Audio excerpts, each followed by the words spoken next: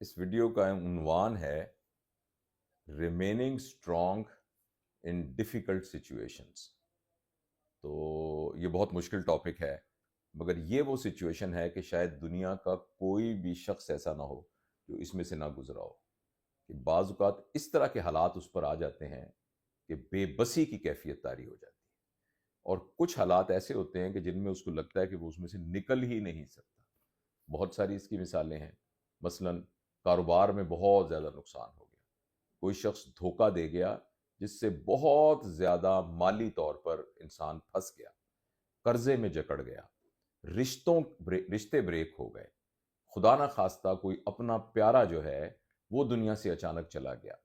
اس کے علاوہ بے شمار ایسی صورتحال ہو سکتی ہیں، کوئی قانونی معاملات ہو سکتے ہیں کہ جس میں آدمی پھنس جاتا ہے، اور پھنسنے کے بعد اس کو لگتا ہے کہ اب وہ کچھ نہیں کر سکتا، اور وہ دماغی طور پر بالکل بریک ہو جاتا ہے۔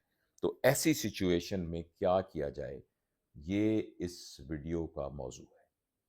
دیکھیں، پہلی بات تو یہ ہے کہ یہ جو مینٹل سٹرینتھ ہے نا، مینٹلی اسٹرانگ ہونا، کوئی بھی شخص پیدائشی طور پر مینٹلی اسٹرانگ پیدا نہیں ہوتا۔ مینٹلی اسٹرانگ ہونا ایک سیکھنے والی سکل ہے، ایک لرنیبل سکل ہے، جو اپنے انوائرمنٹ سے آدمی سیکھتا ہے۔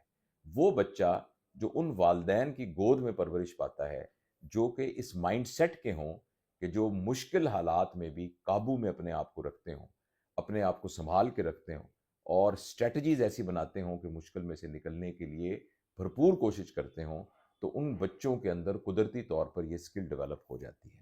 لیکن عمومی طور پر ایسا ہوتا نہیں ہے، عمومی طور پر ہم ٹرینڈ نہیں ہیں اس کام کے لیے، لہٰذا جب ایک ایڈلٹ ہوڈ میں کوئی سیٹ بیک آتا ہے تو ہمیں بالکل وہ گرا کے رکھ دیتا ہے۔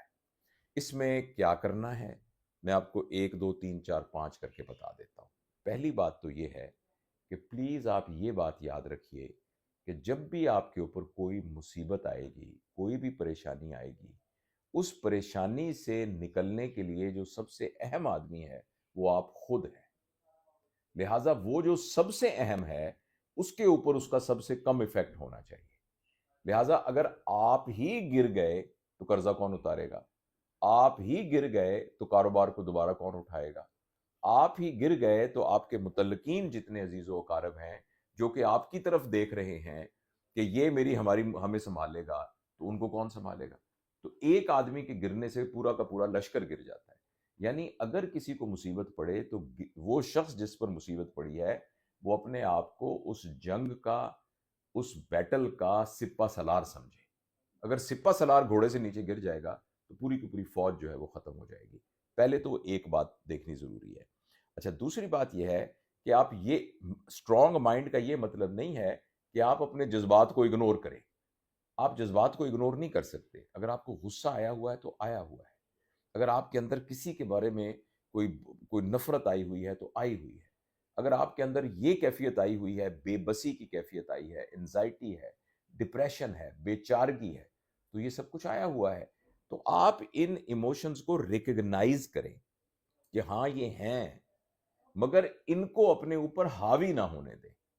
ان کو ریکگنائز کرنا ضروری ہے، ان کو پہچاننا ضروری ہے، مگر ان کے ساتھ ایفیلیٹ نہیں ہونا، ان کو اٹیچ نہیں ہونا۔ دوسرے الفاظ میں آپ نے ان ایموشنز کو استعمال کرنا ہے، ایسا نہ ہو کہ یہ ایموشن آپ کو استعمال کرنے لگ جائے۔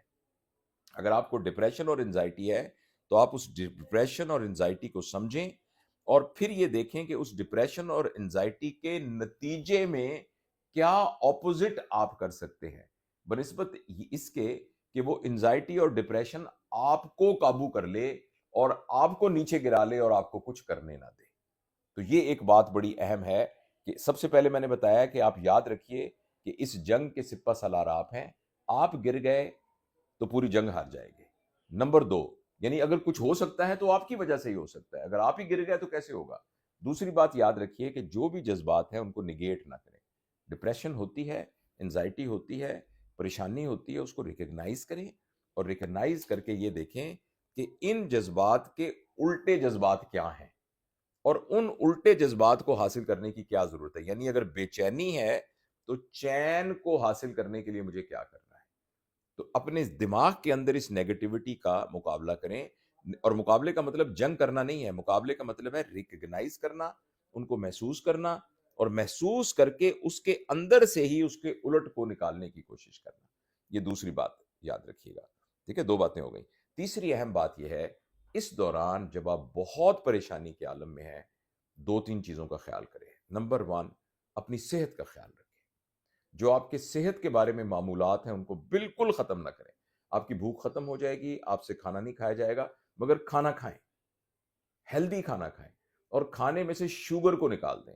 یہ شوگر کی سپائک جو ہے یہ ڈپریشن کی فیز کو زیادہ کرتی ہے. شوگر کو ختم کر دیں, سٹارچ کو ختم کر دیں, نشاستے والی چیزیں اپنی خوراک میں سے ختم کر دیں.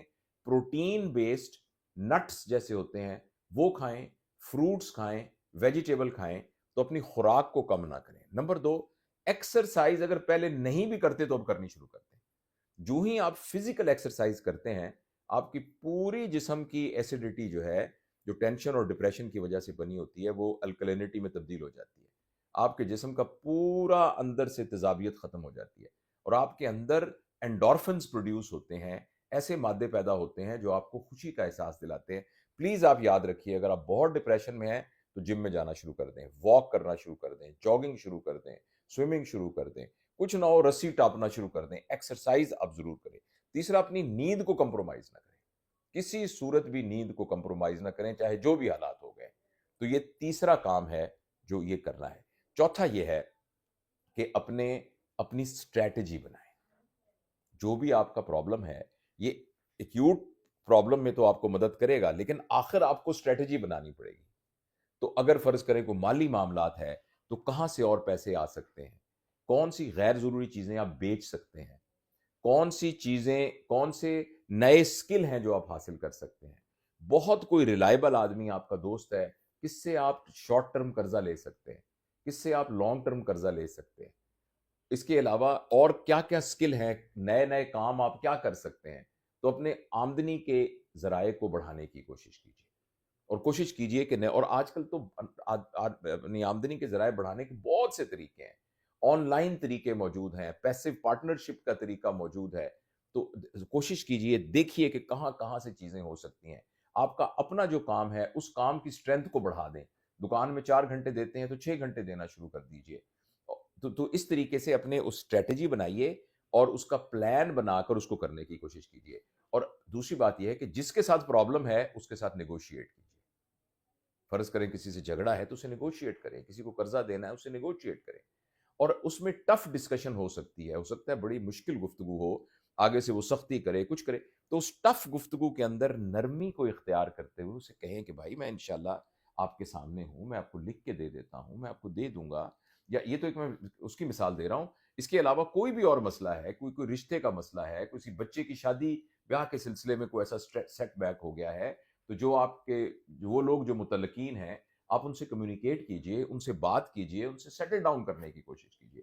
اور اس کمیونیکیشن کے اندر اینگر کی بجائے آپ ایک اچھی سبمسو طریقے سے اپنے آپ کو سبمٹ کرا کے, اپنے آپ کو ان کے سامنے پیش کر کے, آفر کر کے, ایسی آفر جو ان کے لیے ایکسیپٹیبل ہو, تو اچھی گفتگو کیجئے.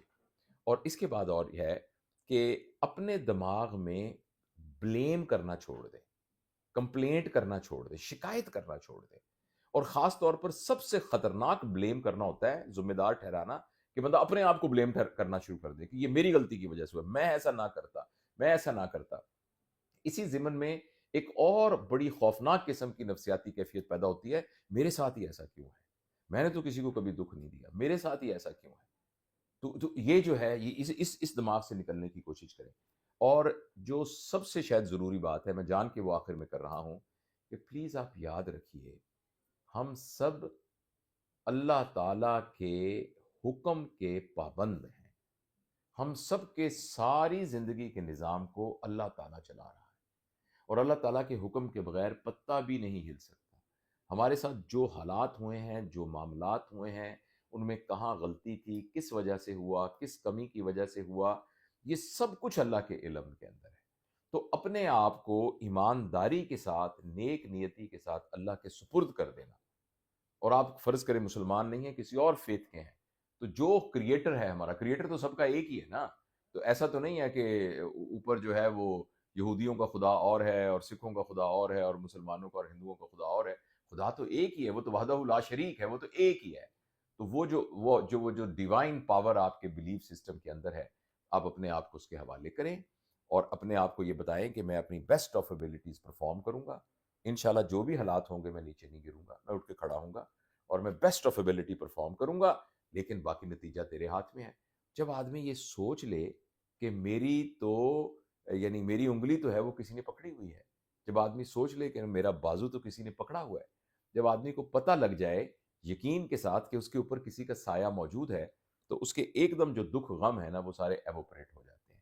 تو یہ کچھ اسٹریٹجیز ہیں اور اس کی بہت سی کیس ہسٹریز ہیں. میں ہزاروں لوگوں کو جانتا ہوں, کچھ لوگوں کو تو بڑے بڑے لوگوں کو آپ جانتے ہیں کہ جو پرسسٹ کرتے رہے, مایوس نہیں ہوئے, سیٹ بیک کے اوپر گرے نہیں, تو وہ اٹھ گئے اور اٹھ کے انہوں نے ایسے ایسے بڑے بڑے کام کیے. بہت سی مثالیں دنیا کے اندر موجود ہیں. تو آپ کے ذہن میں بھی کوئی ایسی مثال ہو, آپ بھی کوئی ایسا واقعہ اپنا شیئر کرنا چاہتے ہوں, تو آپ کامنٹس میں ضرور شیئر کیجئے. اور میں اس طرح کے آج کل موضوعات پر بات کر رہا ہوں, تو اس لیے اگر آپ نے یہ چینل سبسکرائب نہیں کیا ہوا تو چینل بھی سبسکرائب کیجئے اور دوستوں کو بھی یہ باتیں بتائیے. ہماری بات سے کسی کو بھی کچھ فائدہ ہو جائے تو ہمیں بہت خوشی ہوگی. بہت بہت شکریہ.